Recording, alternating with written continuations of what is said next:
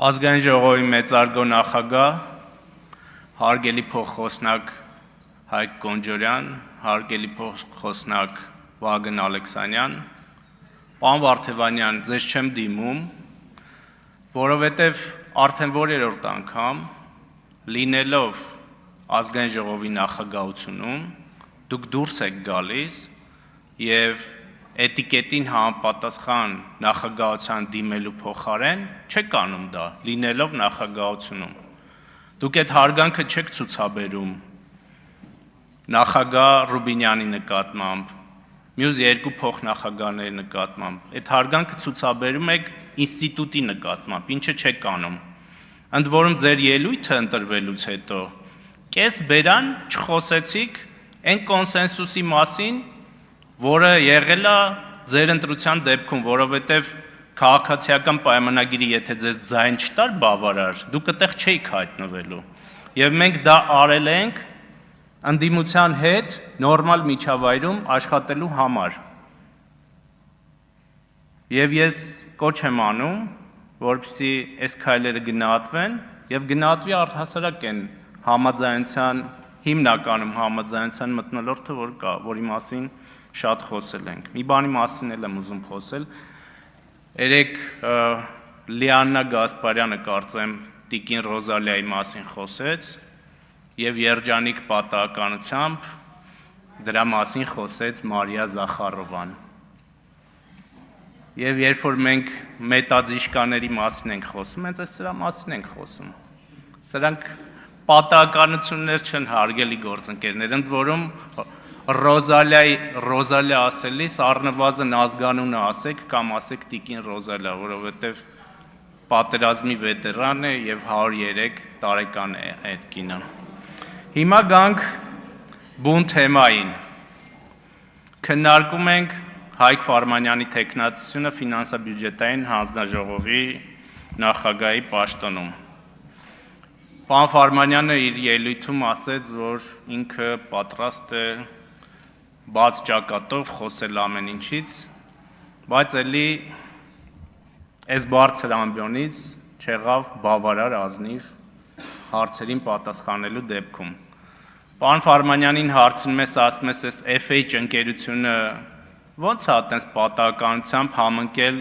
ձեր անվան առաջին երկու տառերի հետ, անվան ազգանվան,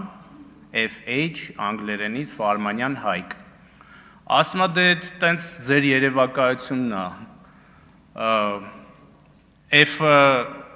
ոնց որ finance է, այն H-ը չեմ հիշում ինչ է, Տիկին Ծովինար Վարդանյանը հարցնում է, լավ մի հատ էլ ընկերություն կա, FHL, դա էլ ոնց որ ձեր անուն, ազգանուն, հայրանունն է, ասում է, հա, էդի ես եմ։ Տենց պատահականություններ լինում են, հա, ոնց որ բնության մեջ, ընդ որում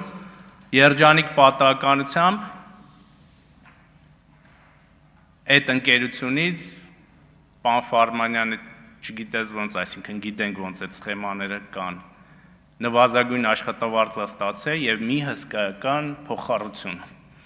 Երևի որ մենք բոլորով գնանք փոխառություն ուզենք, այդ ընկերությունը բոլորից 0%-ով փոխառություններ կտա,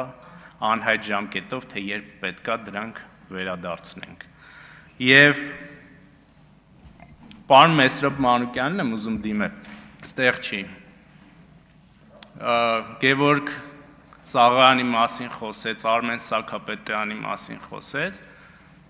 եթե պրոբլեմ եք տեսել Սաղոյանի դեպքում, մենք պրոբլեմ չունենք, դիմեք դատախազություն, եթե ունեք այդքան խիզախություն, այս դեպքով էլ պարոն Ֆարմանյանի ես որոշակի խնդիրներ եմ տեսնում եւ իրավաբանների հետ խորհրդակցելուց հետո ամենայն հավանականությամբ իրավապահների կդիմեմ, բայց մի հատ պետքա խորհրդակցեմ, տեսնեմ այդտեղ ինչ պրոբլեմ կա, հա մեկ է Սաքապետյանի մասին որ խոսեց, ասում է, այ նայեք, Արմեն, ես չէի ուզում այս մարդկանց անունները տալ, այ նայեք Սաքապետյանը խոսեց բանկային գաղտնիքի մասին, դրա համար իր դեմ ապօրինի գույքի հոդվածով գործ հարուցեցին, Սաղոյանը գլխարկ դրեց, իր դեմ գործ չհարուցեցին։ Ես որքան տեղեկացված եմ, այս Սաքապետյանի դեմ ամիսներ թե տարիներ առաջ է հարուցվել այդ ապօրինի գույքով գործ։ Սաքապետյանը մի քանի օր առաջ է խոսել բանկային գաղտնիքի մասին։ Եվ կարծում եմ, որ բավարար լրջություն է պետք ցուցաբերել այս ամբիոնի մոտ դուրս գալուց եւ խոսելիս։ Պարոն Ֆարմանյան, ես երեք ճիշտն ասած ընդմիջմանը ձեզ հետ ուզում էի խոսել նաեւ հավատարմագրային կառավարման մասին, որովհետեւ ես գիտեմ, որ ի պաշտոն է, դուք ձեռնարկատիրական գործունեությամբ իրավունք չունեիք զբաղվելու։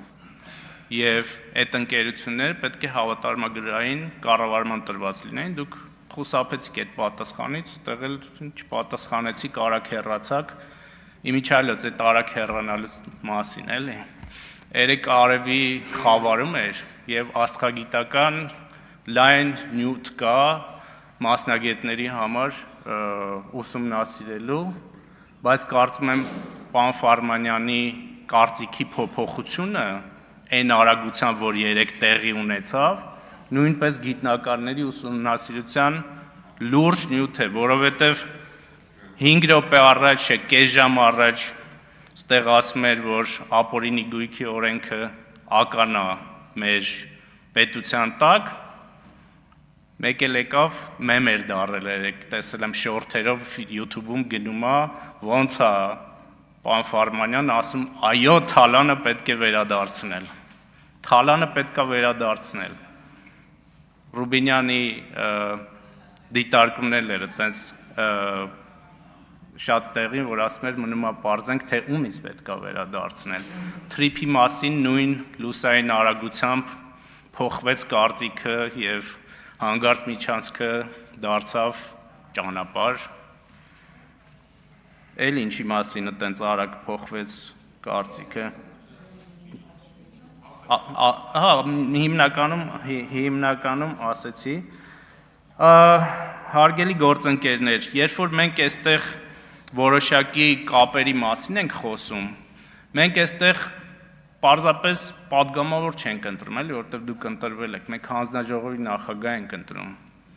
Եվ այդ կապերը եւ քաղաքական անցյալը շատ կարեւոր է։ Երբ որ Քոչարյանի հետ ձեր կապերի մասին ենք խոսում, դա պատահական չի, դա ձեր արժեհամակարգի մասին է խոսում։ Ձեր արժեհամակարգի, խնդրում եմ, որ գաք այստեղ, նաեւ օրինակ խոսեք Սերժ Սարգսյանի ընտանիքի հետ ձեր կապերի մասին։ Օրինակ գաք այստեղ խոսեք Վարդան Հարությունյանի, Գազի Վարդանի ձեր կապերի մասին։ Սրանք այտենց պատահական կապեր չեն, էլի, սրանք կանոններ են, որոնք խոսում են մարդու կենսագրության մասին եւ մարդու արժեհամակարգի մասին, եւ երբ որ մենք ֆինանսա-բյուջետային հանձնաժողովի նախագահ ենք ընտրում, այդ մարդը պետքա համապատասխանի այդ պաշտոնին։ Երեք խոսեցիք հայրերի պատասխանատվության մասին։ Ես այս թեման էլ չէի ուզում բացել, բայց եթե բացել եք, ձեր տեխնացիության առաջադրմամբ մենք բանկային համակարգին ինչ մեսիջ ենք տալիս, որովհետև ձեր ֆինանսա-բյուջետային հանձնաժողովը, որի նախագահին հավակնում եք, բանկերի հետ բավականին լուրջ առնչություն ունի։ Կարող է պիրամիդաների, ֆինանսական բուրգերի, համակարգերի մեսիջ ենք տալիս մենք բանկերին։ Հարգելի գործընկերներ, ես կարծում եմ, որ երեք քանի որ շատ խոսվեց նաև ժամանակ ունեմ եկեղեցու հարկման մասին եւ հետո ընդդիմադիր մամուլը բավականին խեղաթյուրել էր իմ գործընկեր Թագոյի Ղազարյանի ասածները, մենք ինչ ենք ասել եկեղեցու հարկման հետ կապված։ Ասել ենք, որ մենք ստեղ ստվեր ենք տեսնում։ Եկեք այն ամբողջ շրջանառությունը, որ դուք ունեք, ուղիղ առաջարկել ենք 18-19 թվականից։ Ցույց տվեք այդ շրջանառությունը, համապատասխան Հայաստանի Հանրապետության օրենքների, այդ հարկերը վճարեք, մենք ամբողջությամբ եւ մի բան էլ ավել, այդ հարկերը վերադարձնենք եկեղեցուն։ Ինչ վատ բան ենք ասում։